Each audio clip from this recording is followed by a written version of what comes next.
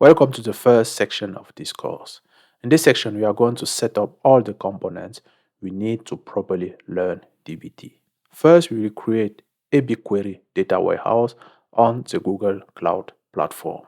This will include creating a Google Cloud account and a BigQuery instance.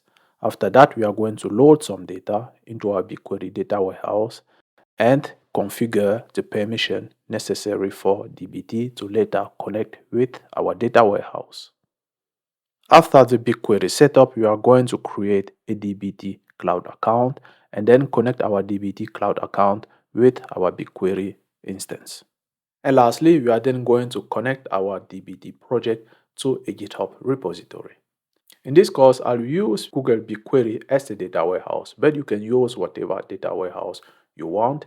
DBT supports multiple data warehouses and also provide a great documentation on how to set up each one. You will find the link to the documentation in the description. So now let's get started.